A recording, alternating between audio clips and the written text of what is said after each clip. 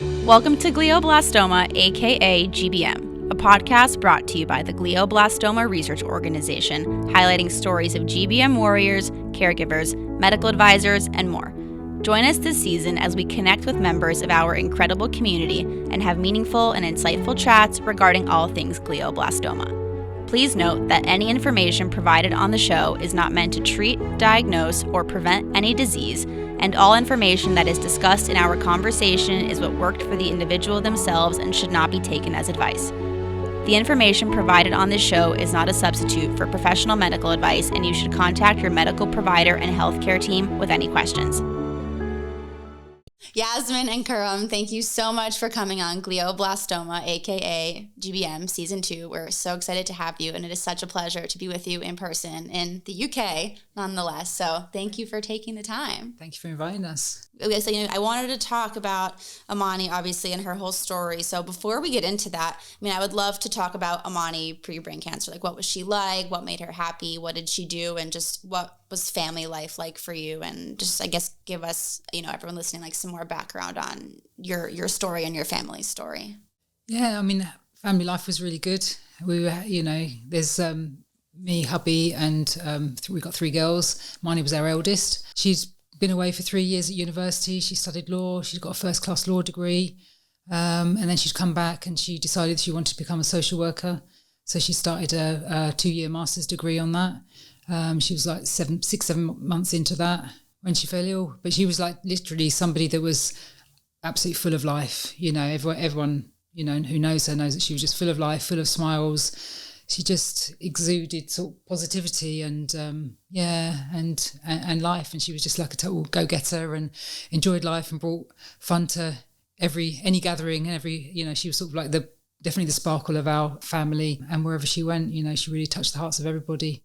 Yeah. She was a lovely daughter. That's amazing.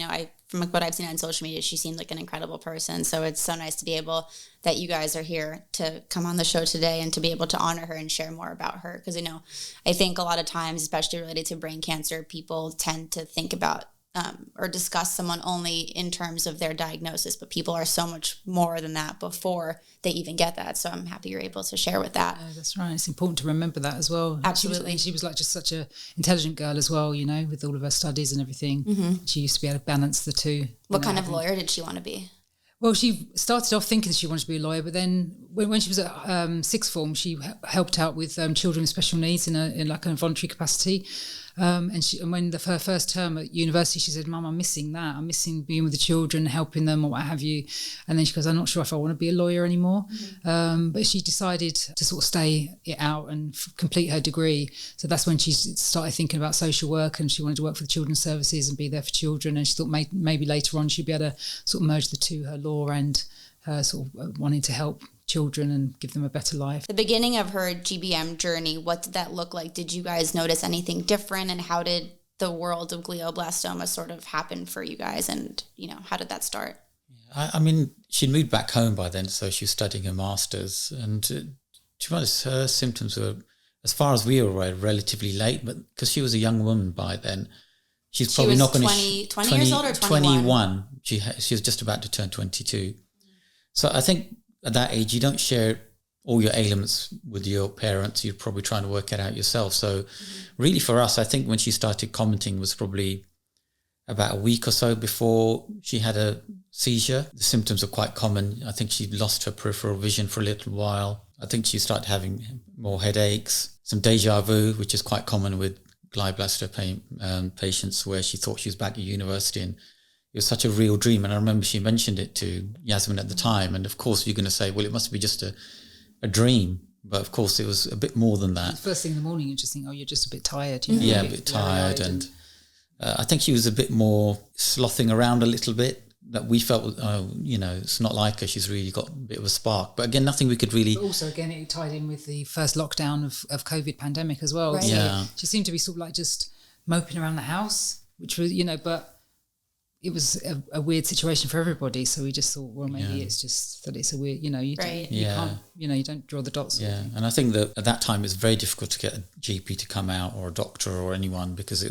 was really strict lockdown. Mm-hmm. And so a lot of the symptoms, because she'd feel better after a while, you kind of dismiss as, oh, probably just a migraine or something like that. I think then the month of fasting started, and I remember she was about to open the fast. It's about 9 p.m. and she had a bit of watermelon, and she threw that up. And we thought it's really strange for somebody who's not eaten for 20 hours or drunk. It can't be food poisoning. And nobody seemed to have any sort of bug in the house. So again, after a little while, she was able to eat again. I think the other thing she said at the time, I was just sitting across her at the dinner table. She said, "I can't see you, Dad." So she'd lost her peripheral vision. Again, because it's first lockdown, no doctor's going to come out to see you. It's only hospital only. And again, the symptoms got a bit better. And then the next day was her birthday, I think, and she said, "I'm feeling a lot better today." And so some of her friends came to drop presents at her at the door, and I think it must have been about 6 o'clock in the evening, around that sort of time, and she started feeling unwell again. And we said, well, you can just go and rest if you want, or eat something if you don't feel well.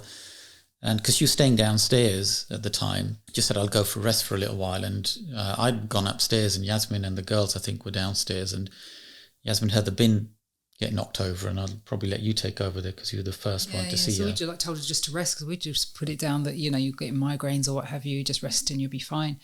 And then after, she'd been asleep for a while, I just heard the really faintest knock of the bin. So I rushed in thinking, I'm probably going to find her being sick or something. And then she was just face down on the bed and half body falling off the bed, and I just thought she was playing a prank on me or something. I was like, Marnie, what are you doing? You look, I just thought she was, I don't know, didn't know what she was doing. But then very quickly I realised she was having a tonic-clonic seizure, and literally that was the moment where our life has changed and will never be the same again.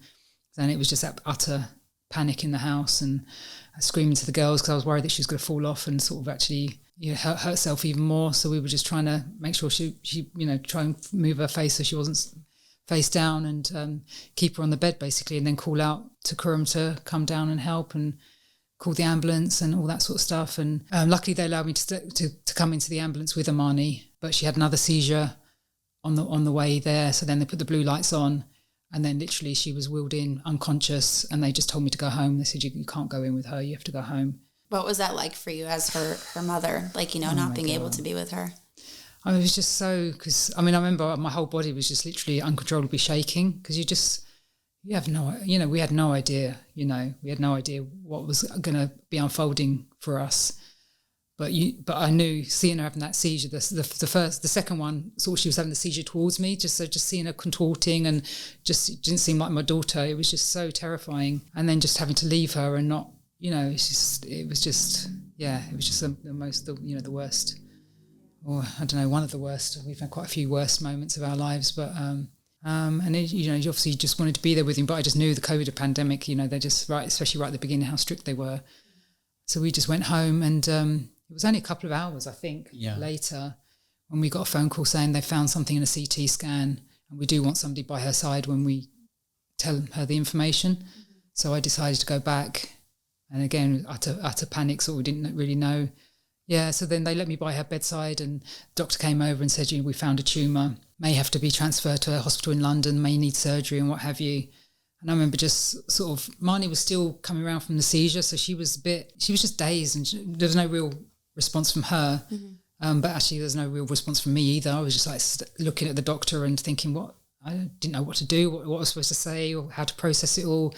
What didn't even cross my mind, could it be cancer? Or is it going to be, you just don't think in that moment. They let me stay with Amani for about an hour and then had to go home. And then we just didn't know when we'd see her again. So she was transferred after a few days, wasn't she, to the London hospital. I think we got the phone call the following day from when the consultants came in. And we didn't know, we didn't really know what was wrong, other than that they found something on the scan. And because your initial thought is, like most people who have not been through this journey, it's a lump. They'll just cut out and life will go on, and you don't understand or really know that you can actually get cancer in your brain, just like any other part of your body. And I think when the doctor told us pretty much the next day that in his view, it was a grade 4 glioblastoma, just the way the conversation was going, in the end, I just said to him, what are you trying to tell us? And he said, I'm sorry to tell you that your daughter's got 12 to 18 months to live. And that was all on telephone. And I think I'd say more shock than anything else, because the day before she was celebrating kind of a birthday and was due to get married later that year. We'd got her wedding dress, booked the hall, and then to be told somebody who appeared so healthy 24 hours later has got possibly a year to live, it's a lot to take in. In fact, you can't. So I think our response was shock and disbelief, I think. What were the next steps? Like, what happened, moving forward after you got that phone call about her diagnosis? She was quite quickly transferred to London. They did a biopsy. I think right from the beginning they said it's not operable, so they just said we'll do a biopsy. And again, Mani had to go through that all of herself. She had a phobia of hospitals, weirdly enough, all before this. So she just literally had to just step up and deal with it all, and she did deal with it absolutely amazingly, didn't she? So she had the biopsy. We were told it was going to be like a tiny incision, and they would just take a few samples. But then when she sort of did a video call with us later, she had 15 staples in her head, and it was an absolutely massive incision. So that was a big shock. And then she came home, and obviously the standard of care treatment in the UK is to have radiotherapy with the chemotherapy, temolazide. Am I saying it correctly? Yeah. And she started on that very quickly as well. I don't know how fast forward you want, but basically within 4 months, so it was 6 weeks of radiotherapy and chemotherapy. That was complete, and then and then she was supposed to be starting 9 to 12 months of temolazide, and then in her first cycle, then she was having such bad headaches, and they had to do an emergency scan, and they basically said that the treatment's not working, and we had to stop treatment, and that's when we had to sort of look from outside the UK. Treatments. When you were looking outside the UK, what did you find, and what did you end up doing? I think it's hard to sift what actually you think may work and may not. And we did tend to run things by our oncologist. Most of the things he'd say is, look, I don't want you chasing shadows, really, most of it's not going to work. And he did, although we weren't prepared to really listen, and I think most people would, is that nothing's really going to work. He just said that there's a trial possibly of a drug called Ep.10, and I think they're going to start trials in the UK later this year as well, which seems to have shown some impact with Amani's particular mutation. I think it's H3K27. And that was in the US, wasn't it? That was in the US at the time. Trial. So we contacted the pharmaceutical agency in the US and said, can you give the drug to Amani on compassionate basis? And of course, we offered to pay if they wanted the money. Their response was, no, she can come and join our trial if she wants. But that's not very practical for somebody who's got a 5 by 4.5 centimeter brain tumor. Not going to be able to, can't get insurance, especially in the US for her condition, and is probably going to have problems with the cabin pressure when she's flying. So we weren't prepared to do that. And then a bit more research revealed that they had in Germany a biosimilar drug, so they'd mimic the drug in the US. And so I flew to Germany with my brother-in-law, booked an appointment with him, and then started purchasing the drug from Germany at the cost of about £1,000 a week for 4 tablets. We'd done a GoFundMe, because it's not sustainable. Most families, as soon as they have this diagnosis, whatever you're doing work-wise, you can't continue really because it's a full-time that thing. happened with my father as well. He was a chiropractor, and so he just stopped working fully. So I understand. Yeah, so because it's not just the diagnosis and not just the impact on the family. There's a financial impact as well, and the state, and it just doesn't pick up that huge void. So many people will lose their home as well as their children or their parents. So it's huge, has a huge impact. People can't really fathom unless you've been through it. We did a GoFundMe. We were fortunate to raise well over £100,000 in 24 hours. Wow. So we closed the FundMe page because we didn't really know how much funds we needed. And I think that was a source of discussion between Yasmin and I, is whether we should keep it running because you've got the momentum, or to close it because you've got responsibility to the people who are giving you money, not to just turn it into, we had no idea whether the drug would even work for Amani, right? But then we thought, well, if it does work, this may sustain her life, and we may need it for years to come. Mm-hmm. So it was a very difficult decision, wasn't it? So we decided to close it, and we just hope that if we needed the money, more money in the future, that people would say, well, they didn't just leave their page running, so we're willing to support them. And so we brought the drug in We flew back with the medication and we started giving that to Amani, and she didn't really have, other than the scans, she was not receiving any care in the UK because there was no care they could offer her. The drug over a period of time seemed to work.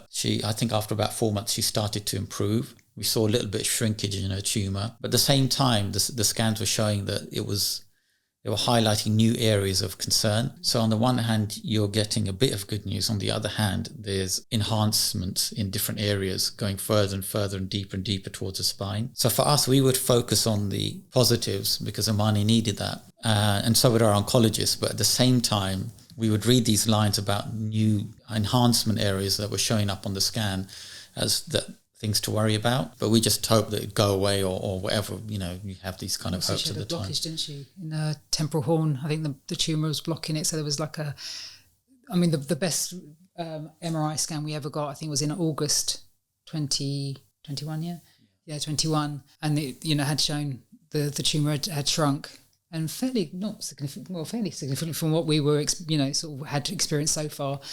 But then there was this blockage, and the blockage was bigger than the tumour. So it's like it was always, half good news, but then a whole load of bad news as well. And it was always like a sort of mixed bag of information you was having to deal with.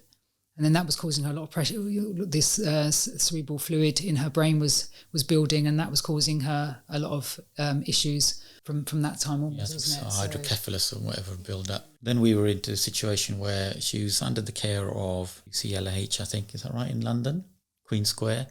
And so we asked our oncologist that, look, her tumour's shrunk, we need to drain this fluid so she can benefit from, because the size of the tumour appeared to be smaller than when she was originally diagnosed. So our oncologist had their meeting with the radiologists, the surgeons, and the surgeons at London Hospital said they're not going to operate. So after speaking to our oncologist, we sought a second opinion from another specialist hospital in Oxford. And after discussing it with the neurosurgeon there, he said he was willing to operate to drain the fluid. And so in October, November 2021, we took Amani on short notice to the John Radcliffe Hospital in Oxford. And the surgeon did do the operation very quickly. And he said when he saw the scans before operating, she probably had 2 days to live because pressure had built up so greatly by then.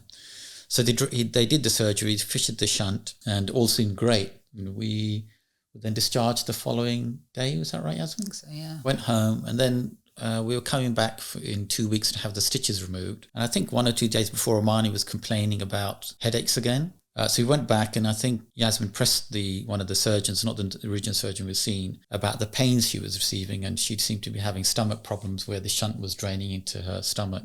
And I think he just agreed, which it wasn't planned, to just do another scan on her. And it was taking ages. And then, if the doctor comes back out to see you, rather than say a nurse to say you can go home, you usually know there's a problem. We'd learned that. He also came out walking very fast, didn't he? Yeah, and called us back into the room and said, sorry, there's a blockage again. We're going to have to operate today. And that's heartbreaking. And then we were readmitted that evening. We were expecting to go back home with her. And of course, she was really concerned as well. I've just had brain surgery. I'm going to have it again. Because Amani was like a really confident person before this.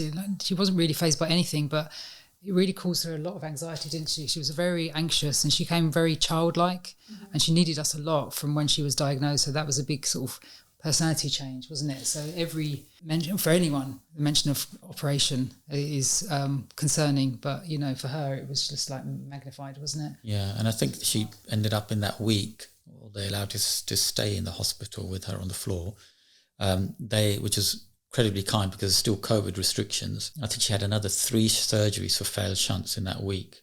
In the end, they had to adapt the shunt valve because what was happening, I think debris was coming from the tumour and consistently blocking the shunt, which they hadn't picked up on. And I think we said to them in the end, look, you're doing these CT scans, do the MRI. She's due one in the next week or so.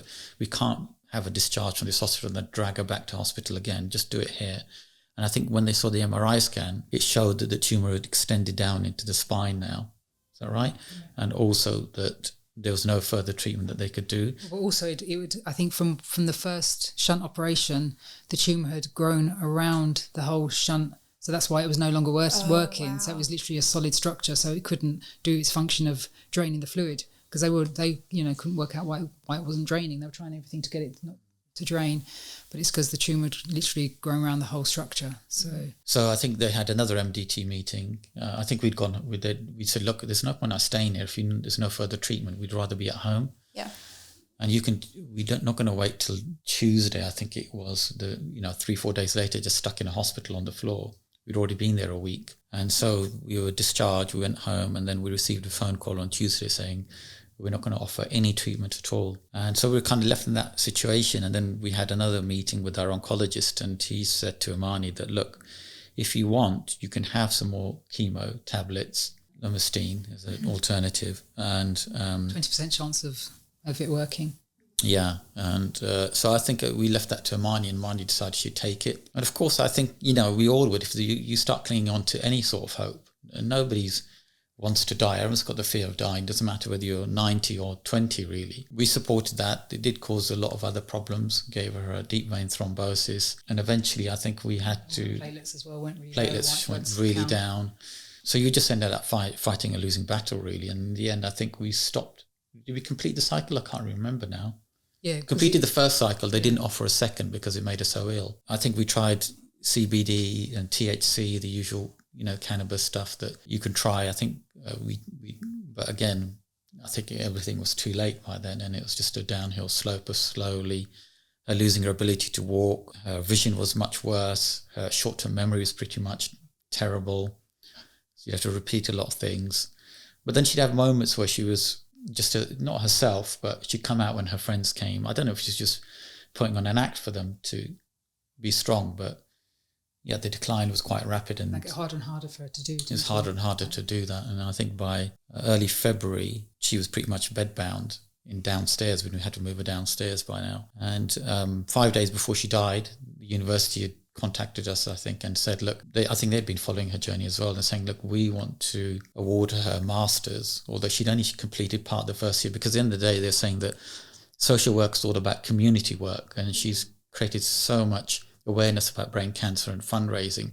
She's effectively completed the degree doing the 2 years, so it's only just that we give her her masters for the work she's done. And they were going to give it to her in March, and we said we don't think she's going to be around in March, and we can't get her out of the house. You need to come now if you're going to do it, and give it to her in the house. And they were happy to do that. So they literally did it the next day, isn't it? They came the next day. They came the next day with the gowns and everything. And 2-3 days before, Amani had been incredibly ill, not eating much, throwing up. By then, she was really struggling.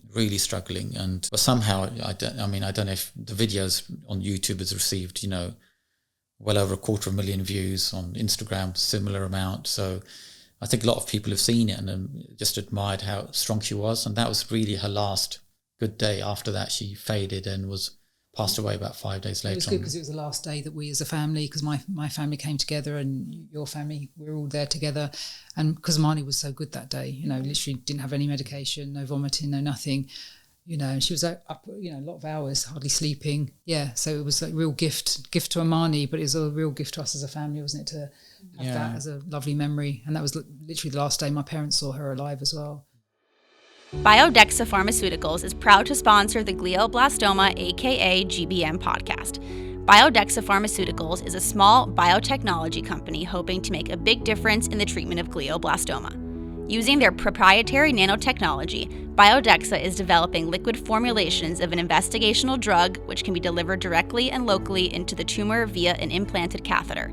This drug has been previously investigated in pediatric patients with brain tumors. Biodexa Pharmaceuticals is currently running a clinical trial in patients with recurrent glioblastoma known as the MAGIC G1 trial. To find out more about the MAGIC trial, visit magictrials.com. Imagine waking up from brain tumor removal surgery knowing that your radiation treatment is already underway. That's how gamma-tile therapy works. At the end of brain tumor removal surgery, the neurosurgeon implants the gamma-tiles where the tumor is most likely to return. So instead of waiting to start daily standard radiation treatments that go for weeks, you get a head start against tumor cells and get back to your life sooner. For operable brain tumors of all types, including glioblastomas, brain metastases, meningiomas, gamma-tile therapy is a one-time, targeted radiation treatment with fewer side effects and a far less chance of hair loss than external radiation. GammaTile therapy is tough on tumors and easier on patients and caregivers. Learn more at gammatile.com. GammaTile therapy is an FDA-cleared radiation therapy for patients with newly diagnosed malignant brain tumors and recurrent brain tumors. Novacure is pleased to support the Glioblastoma AKA GBM podcast. Novacure strives to extend survival in some of the most aggressive forms of cancer through the development and commercialization of their innovative therapy called Tumor Treating Fields. Novacure partners with the Glioblastoma Research Organization to work together on behalf of patients and their loved ones impacted by GBM. To learn more, visit novacure.com. Rune was built by a team of patients, caregivers, and medical experts, consisting of neurosurgeons, neuro-oncologists, psycho-oncologists, radiation oncologists, nurse practitioners, and social workers who have devoted their lives to treating and helping glioblastoma patients. For anyone navigating GBM, Rune offers a wealth of medically vetted, digestible video answers to common questions. Answers are organized into major topics ranging from surgery to radiation to caregiver mental health. Check it out at rune.com. I think things sometimes work out that way where it's like a really special moment and things kind of just like happen the way, at least in this situation. Like it was incredible that you were able to have that ceremony at your house with all the family. So I think that's something really special, obviously, which is something the two of you cherish. So, you know, it's really nice to see that. You know, also aside from Amani's, obviously a lot of hardships with going through glioblastoma, she was a huge advocate for brain cancer and she spent most of her diagnosis. I mean, I saw she had a podcast. So how important was advocacy to Amani and like how did she go about her day-to-day life and why did she want to be such an advocate for it? I think it became really important. It sort of like just became a progression of, it wasn't something we sort of planned, but we were on Instagram anyway because we started that page because we wanted to sort of, the people that had donated to our GoFundMe, we thought it's only right that they can follow our story. You know, if they're investing in our daughter, then they, you know, really we need to share a bit of her life with them so they can see, you know, if anything's becoming effective and how it's all going. So we started it just for that purpose and we didn't post very much. And Amani was, you know, did go through a very dark sort of 6 months, was it? You know, when she first got diagnosed with, you know, all the wedding plans, you know, not going ahead and all that sort of stuff. But then she sort of started looking more at Instagram when she started getting a little bit better towards the end of 2020. And she was seeing other young brain GBM patients that were posting on there, and that sort of like woke her up a little bit, and she was like, oh, you know, there's other people out there, they're going through what I'm going through, but they've got a smile on their face and they're posting and what have you, and she started connecting with them and that helped. And then at the same time, Brain Tumour Research, which is one of the leading brain tumour charities in the UK, was doing a petition the UK government about to increase the funding into brain tumour research. And Amani just started posting about that, and through her own personal page and our Fight for Amani page, we just started posting, and it just grew from there. And I think then it was March is in the UK the Brain Tumour Awareness Month. So then I think we'd done the petition, and that was over. We tried to get as many signatures as we could, and then Brain Tumour Awareness Month came. I think it was Amani's idea, and she just said, oh, you know, what can I do? Well, maybe I can do a podcast or something. She actually, as a child, she always wanted to get on YouTube and have a YouTube channel. And I was like, no, Marnie, don't, you know, when she was young and stuff like that. So, you know, this was her time. Yeah, and we just started it on that, and it just sort of grew. And it was just, she ended up doing 10 in the end. Started off with just explaining, you know, herself and about her, and then mental health issues and the sort of treatment that she's done through. Just wanted to raise awareness. And then she was did a podcast with Tom Parker from The Wanted. So that was really, and we were sort of recorded for their documentary they did as well. Unfortunately, our bit wasn't aired, but that's fine. It's on YouTube if anyone wants to see it.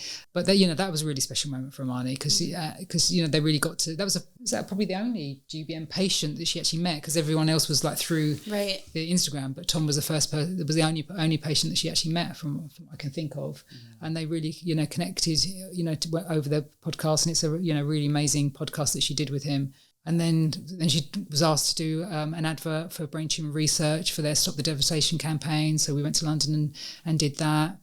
And then later on, we decided to do a Walk of Hope. This was the September, which actually coincided, which we didn't realise at the time was the, you know, the start of Amani's decline was September 2021. But we wanted to do a Walk of Hope, and we did that at our local Wardown Park in Luton, which has now become an annual event. And Amani spoke at the start line. And she literally wrote this speech herself And, when I listen to it even now, it's just like, it's amazing. She's just like such a succinct speech, nice and concise. But she just said everything that she wanted to say. And she was like, sort of like saying, is my life not worth, is my life not worth does my life not matter? That's how she felt, because there wasn't enough investment to increase, outcomes and improving treatments in the UK. So that's how she felt, that her life didn't matter as much as maybe because other cancers in the UK do receive more funding. Same for the US as well. Yeah. It's like a really big topic, and in May in Washington DC, there's a lot of big lobbying as far as like more awareness for brain cancer and more funding. So it's also, in the US, it's also one of the most underfunded as well. And it's just so. And considering your president's son passed away from glioblastoma, you'd think in particularly maybe try and put some pressure on some of the pharmaceutical companies, but it doesn't seem like a huge amount has been done, which is a bit disappointing. Yeah, so it's a bit challenging. I personally don't really follow politics just because I try not to, but his son did pass away, and so we're trying to, sometimes you have to start from the smaller places and not the leader of the country. So what we do is to try to, that's what we do in an effort to hopefully, because we've recently had a meeting just last week, was it? This Monday, with our MP, local MP in Member of Parliament for our area.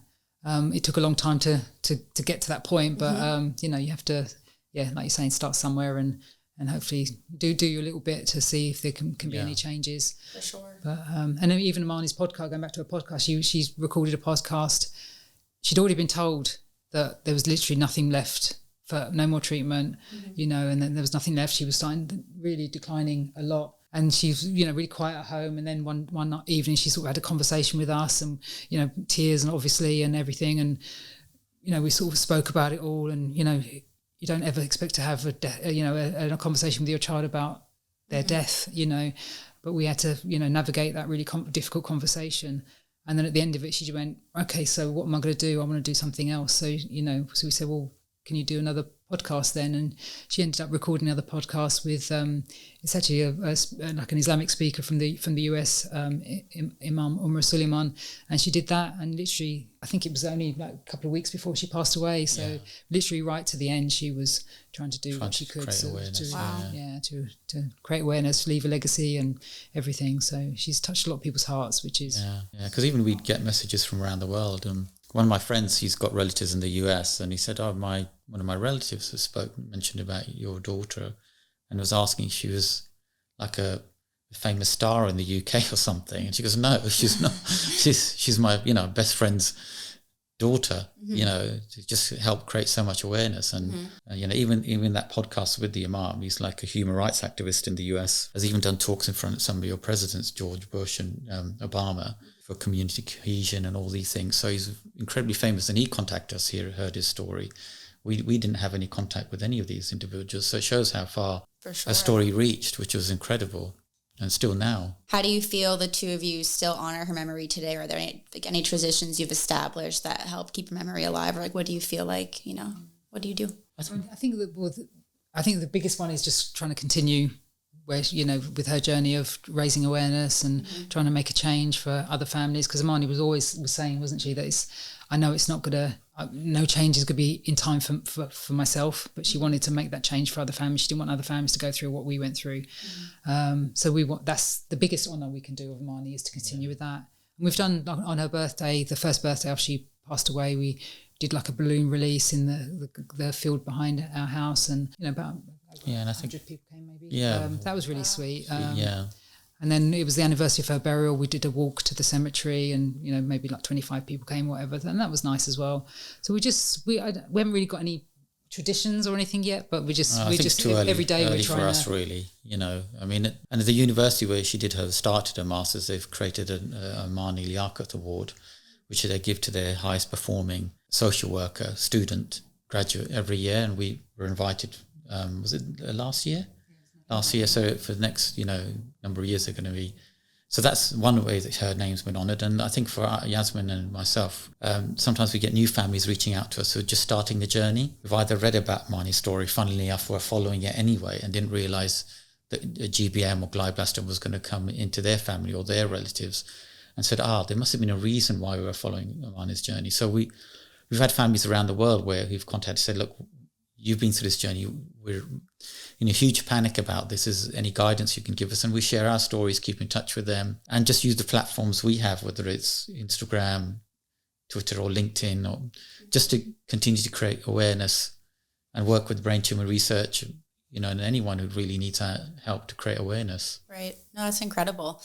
How do you feel like the two of you were able to get through everything? Obviously, as parents, I'm in my late 20s, so I don't have kids, but like, I can't imagine, like, for me, it was opposite because it was my father. But I mean, like, seeing your child, like, how did you get through it, or how did you support each other? I think when you're going through that, your focus is in trying to save your child. So you're grieving, but you've kind of almost put it on the back burner so you can carry on fighting and looking after your child. And also as well, I think you see when you're faced with that sort of situation that you literally potentially got 12 to 18 months left with your child, you 100% see every moment as a blessing. Mm-hmm. So even though it was hard, I would say it was hard, but it was easier because Amani was still with us and we were still enjoying Amani's company and what have you. So, it was... You're also grieving while they're alive anyway.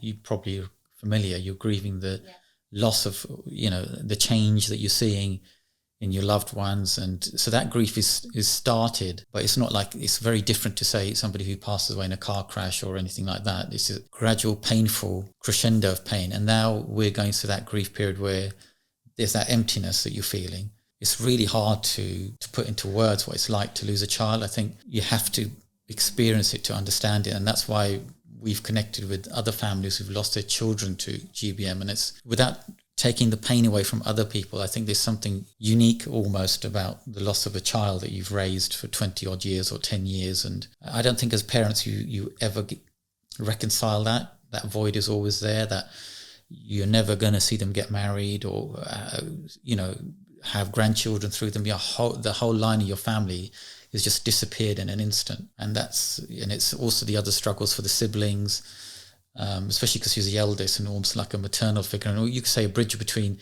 us and them has gone as well. So there's a whole change in the dynamic of the family. And we're very, very fractured. I mean, it's early days, but we're very fractured as a family unit because, how do you go from a 5 to a 4?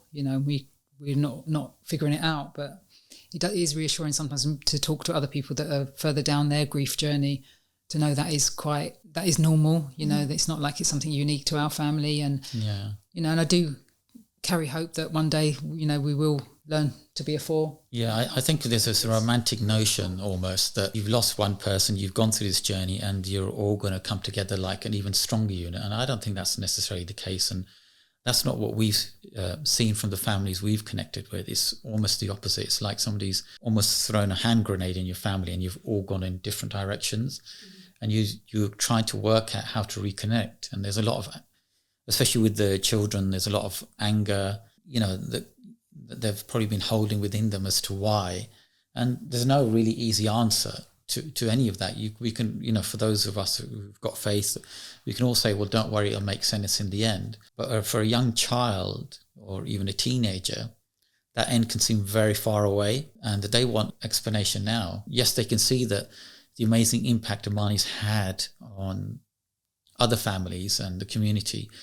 But for them, they just want their sister back. And for us, we just want our daughter back. And it's one of those life's unfixable problems.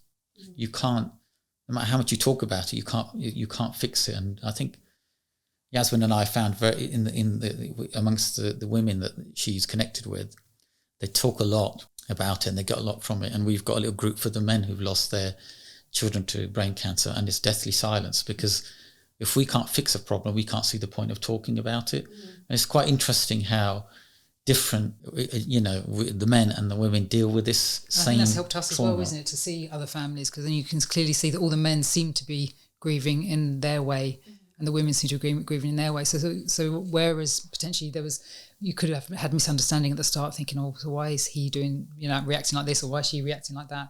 It makes sense. It makes more sense because you just realise, okay, this is the male way of... totally stereotyping, but this is the male way of well, we didn't set up as a stereotype, we just set the groups up and the experiment proved itself that we don't talk. There's like a funny quote that's like, women talk 50% more than men, and it's because they always have to like repeat themselves, and so women are just like, I just thought it was a funny statistic. Yeah. Do you have one piece of advice you'd give to other families who are just starting the journey with GBM? Let's say they have a child that was diagnosed. Like, what would you tell them? I would say connect with other families. There's Facebook has got a huge amount of support groups, and Instagram, got loads of different organisations like your own, and for other families like Our Fight for Amani and other families have got their pages. Yeah, I think from my point of view on our journey is that I think sometimes, I think everyone's treatment journey is different. We were quite fortunate that our oncologist, he's relatively, I guess, young. So he was always very approachable, and he didn't dismiss any, he'd sit there and he'd listen to all the theories we'd read and give us his view on them. But I also think from a treatment point of view, and in the UK, is don't be afraid to get a second opinion. And you should pursue that, because we found the treatment we received in London very different to what we were receiving and hearing from the doctors in Oxford.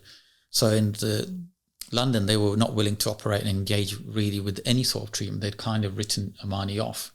And that might be for financial reasons, or they'd rather use the resources for somebody they can, but we're only concerned about the welfare of our child. Whereas in Oxford, they were saying that we might have considered operating on her if we've seen her. And I think our view is that you should get second opinions, and you're not going to offend your first doctor by getting it. They're all used to it. And of course, when you're talking about life, you're not talking about pizzas or things like that. You're talking about your child's life. They're not going to be offended because you sought a different opinion.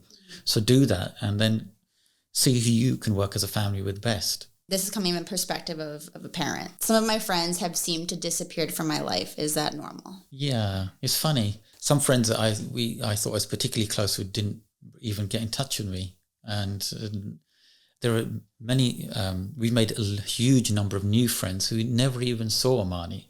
We're so touched by her story, just been sending us gifts, come to visit us. And then there were individuals who we're particularly close with who we feel extremely let down by. And, our friendship group has changed because of it. Yeah, I think it definitely sieves out sort of who your true friends are, and, who you can rely on, and who will be there through thick and thin with you. Yeah, but generally I think we have actually for ourselves been very, very fortunate with the support. But that theme is kind of through all our friendship groups that we've formed with the glioblastoma family.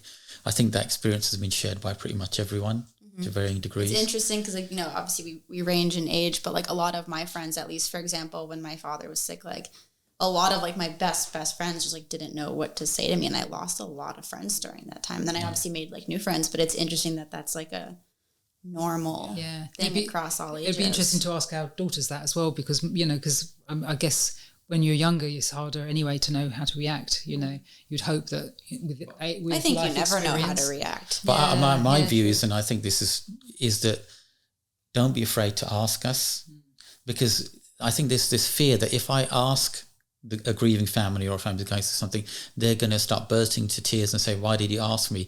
The reality is, it's on our mind 24 hours a day. That grief. Some people say to me, "Oh, I was going to text, but I thought you'd be too busy, so I won't text." But then we think you're not thinking of us, know.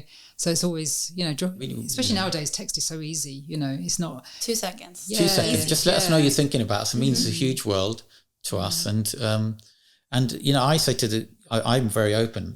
Started a new work. I tell everyone about Amani, and they say, "Oh, we really love the fact that you're open. I think we should talk more about it." It gives me excuse to talk about Amani. It brings her back to life, and I'm sure you feel the same way about your father. Is that if somebody asks you about your father, you'll just it's kind of fun. A smile will come to your face, and you'll tell them all the things you loved about him, right? For sure. His quirks or whatever. You love sharing them, and it's just for that little moment is brought him back to life. So I think it's better to take the risk and ask us. I've not found anyone who's been from the groups we've met that would be offended by being asked. I think you're more likely to offend people by blanking them. Yeah. And I remember one girl, one of my friends was not a very close friend, but I've known her for a long time. She came to my door and she literally just stood there and said, "I just don't know what to say." And I said to her, "Do you know what? That's fine. I'd rather somebody come."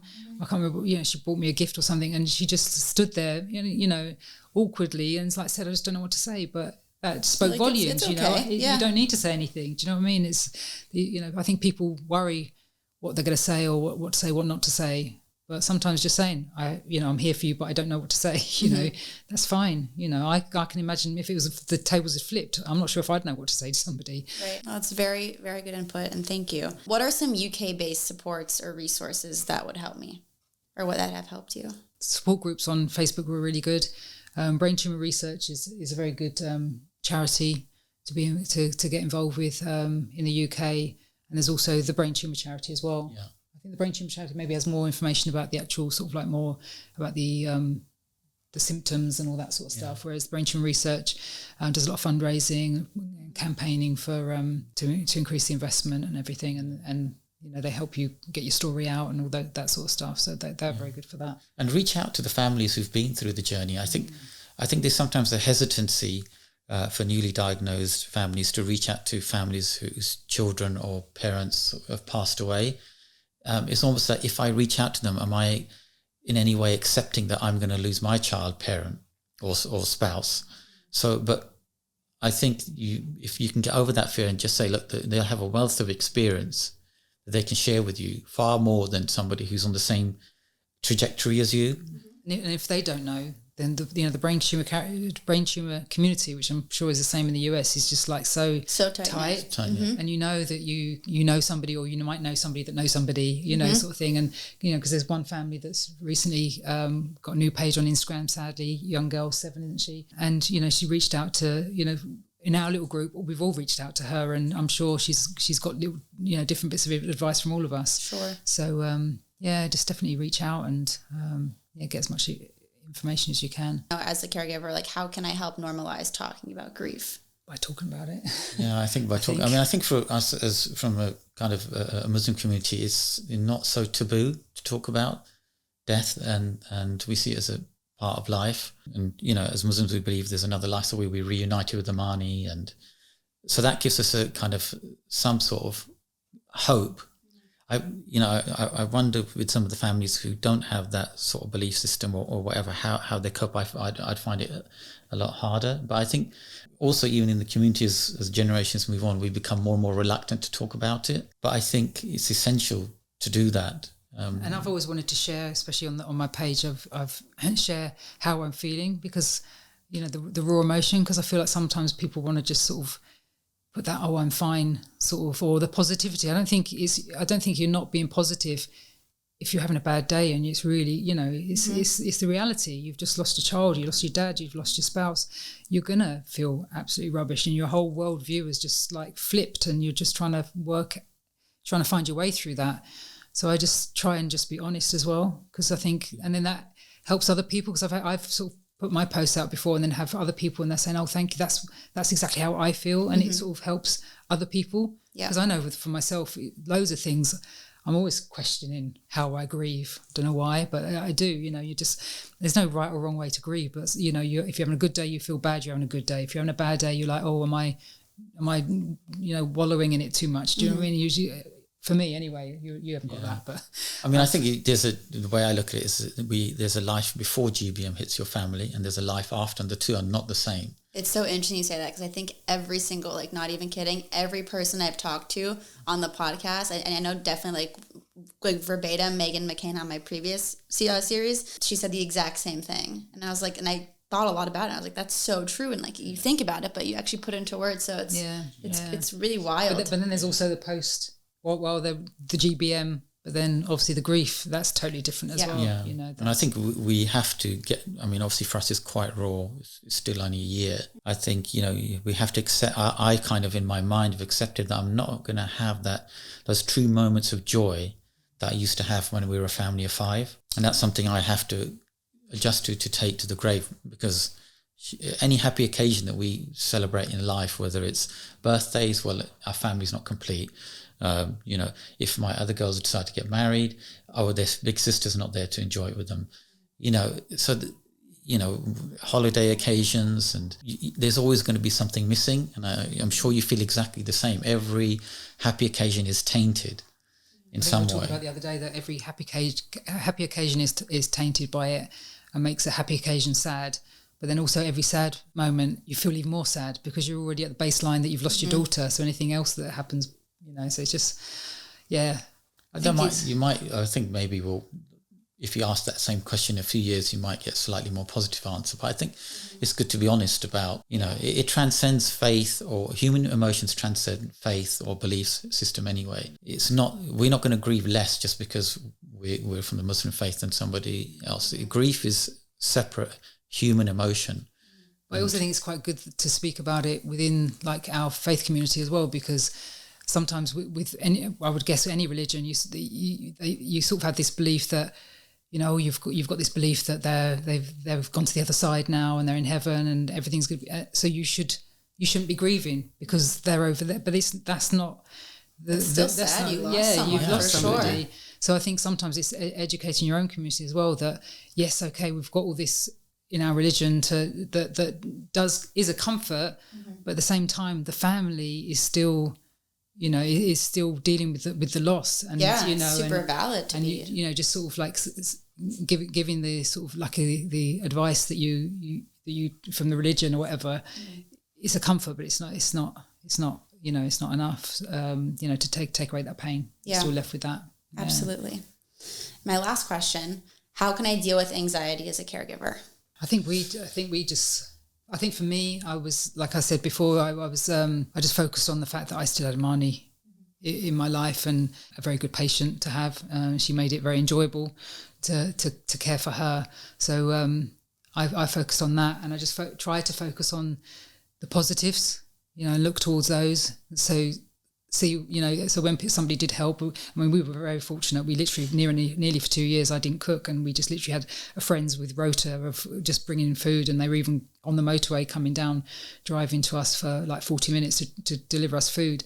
So things like that. So just try and focus on those sort of things where we were in a very difficult journey. Certain things were happening which were really, which was real pure kindness, wasn't it? And really supporting us. Yeah, and I think that we're quite fortunate because we know of other families that, because you have behavioural changes with cancer, brain cancer in particular, and we were fortunate in that Amani remained a sweet soul until she passed away. We hear about other families where the brain cancer patient becomes angry, the person changes in a negative way, and that must be harder to deal with.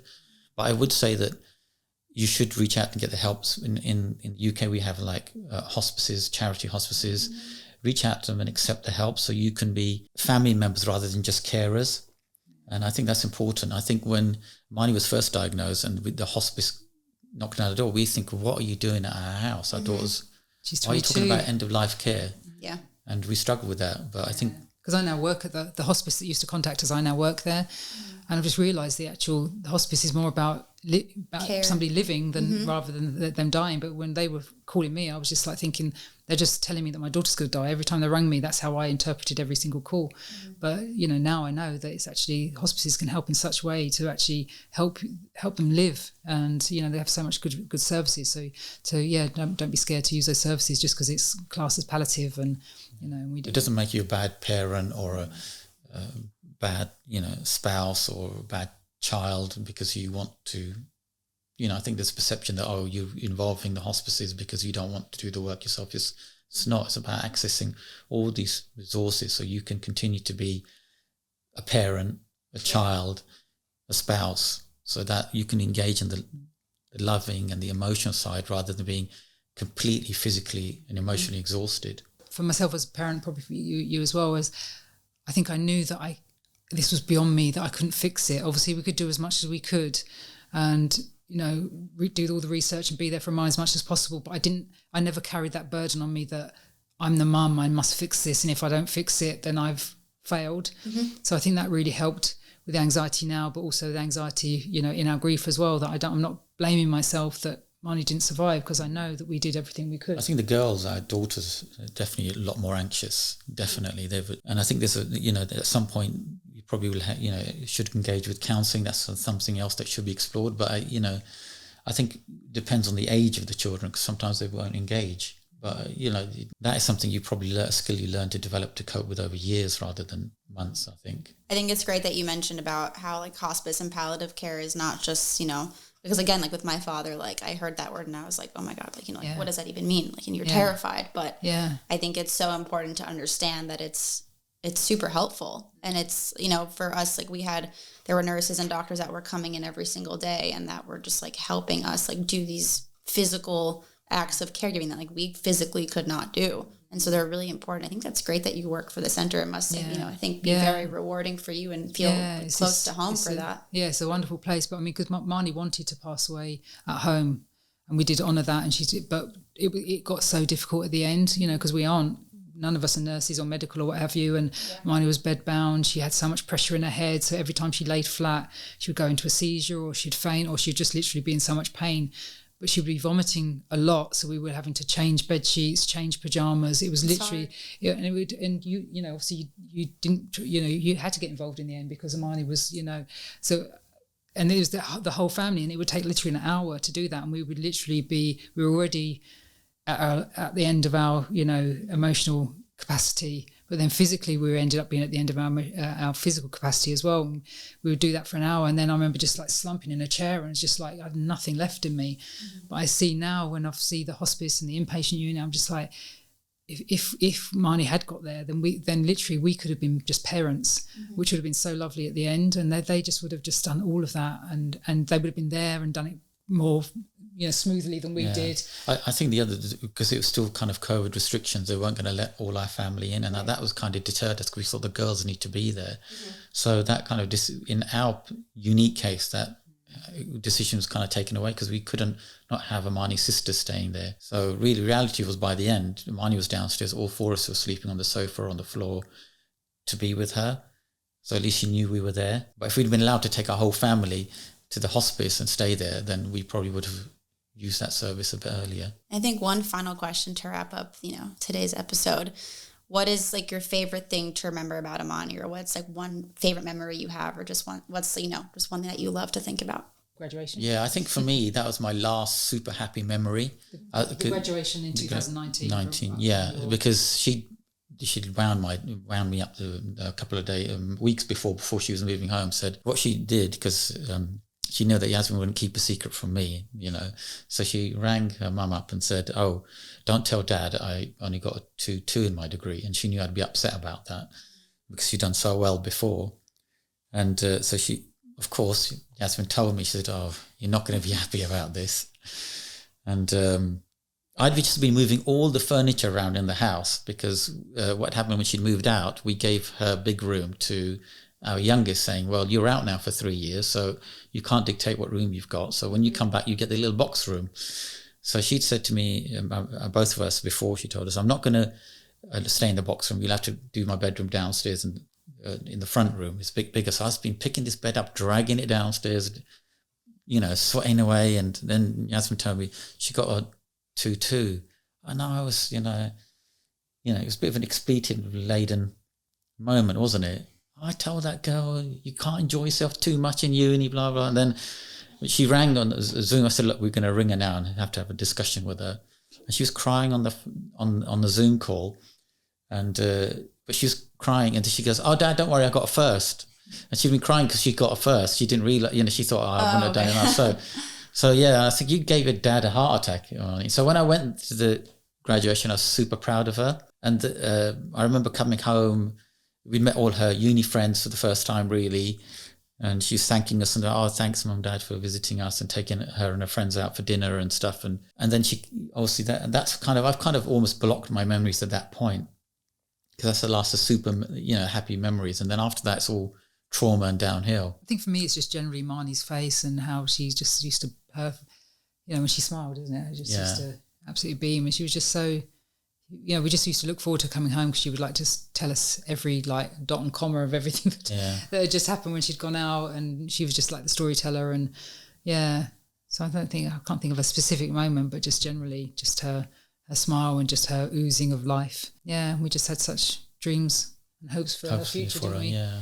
Well, thank you both again for coming on the show and to honor Amani and to be able to talk about her story. It's such a pleasure to meet you. Thank you. And I think hearing your perspective, a lot of parents, especially ones that are grieving or going through this process, will be really impacted. And I think a lot of what you said is just very informative and just very helpful. So really thank you again. I think it'll make a big impact. Thank you so much for having us.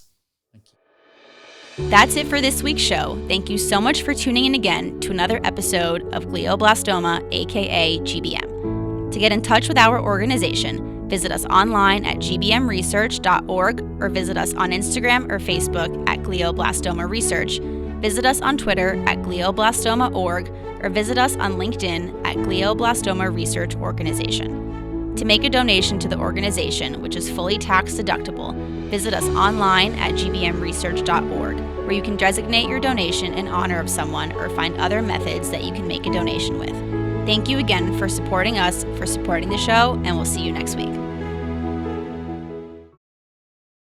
Welcome back to another deep dive with Staff Strong. Today, let's talk about this episode with Amani's parents, Yasmin and Khuram. What did you think? Their ability as parents to talk about Amani as a young woman before GBM was something that just really stuck out to me. You know, we've talked about it so many times. We think about someone who goes through GBM, and it's like this post-GBM. It's like that's all we can think about someone. And my brother had 25 months of his 30 years with this. Right. There was 28 years without it. Right.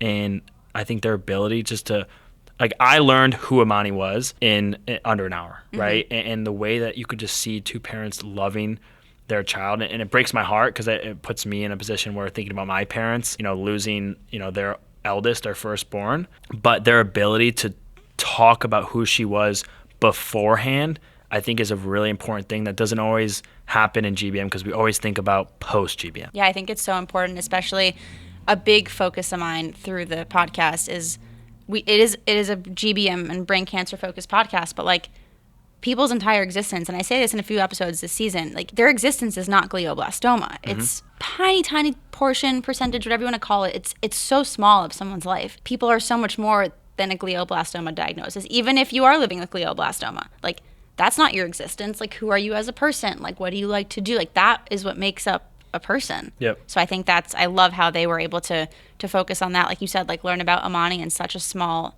you know, like an hour episode, which I thought was fascinating. It's so important. I think no matter what stage of anyone's diagnosis is that it's not your existence and that it is a part of you and that you will have to like learn to live with it, you know, or even if you're a caregiver, you're going to have to learn to live with glioblastoma via another person that you're close with or whatever the situation is. But it's so important to know that like that's just a tiny portion of your life. And it's even fascinating now. It's like looking back on my dad's experience with brain cancer.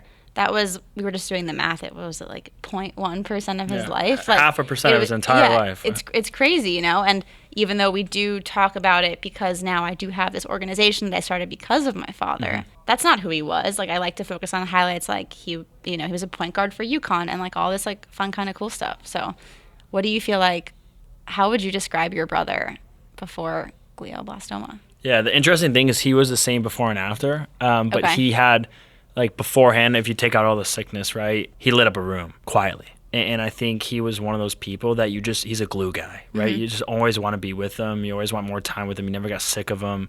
You know, again, and we always talk about the GJ smile. He just had a way. He was witty, right? He'd get his 2 points in there and make you laugh. But ultimately, he was a big brother. He protected myself and Kelly, right? Like he was supportive. He led us the right way. Like he was the definition of the firstborn eldest child who made our lives easier because of just kind of figuring out things on his own and then, you know, instilling those in us. And it's a good question. You know, a runner, a friend, a brother, a cousin, right? So many things that you never hear me say GBM, right? Like I talk about his journey and what he went through plenty, but my brother was a lot more before that, right? And so, and even after too, as and you after, said. Yeah. And I think what's difficult though is trying to, you know, if you look at someone who's lost someone, remembering the pre-GBM version. Because so many, like my nightmares aren't about age 3 for him when I was born to 28. Like my nightmares are about recurrence and surgery and those, you know, weird near moments where we didn't know what was going to happen. And,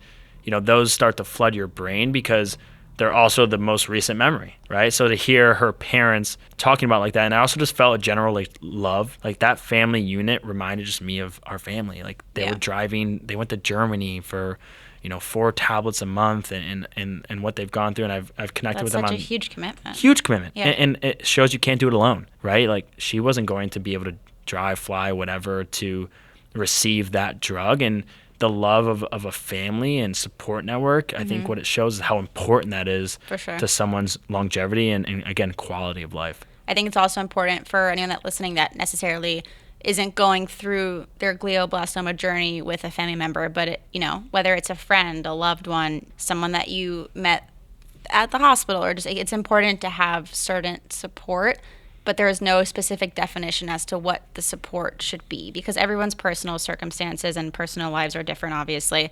And obviously in this episode with Amani's parents, obviously it shares the connection that parents have with their child, but I think it's also important to note that not everyone has that situation. And I think what it comes down to is caring. Right.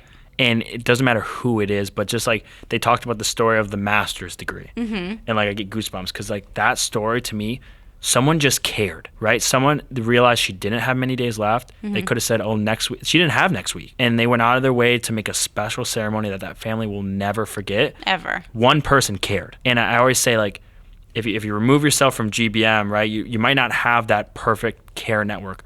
Find someone or be that someone for someone else that cares, because just caring, whether you're a mother and father, whether you're a sibling, whether you're an old friend, right? I had old friends that I hadn't spoken to in years reach out to me immediately. Just caring. It's taught me, as I see someone going through something, just reach out, right? Like everyone's like, I don't want to bother you. I don't want to do that. It's not a bother. It's not a bother. At all. You showed you cared. Yeah. And once you showed you cared, like that totally changes so many things in a day-to-day. So like I always tell other people, just care. I think it's a great takeaway for sure, and something that I hope all of our listeners will take away as well. And thank you all again for joining us on another deep dive with Stash Strong.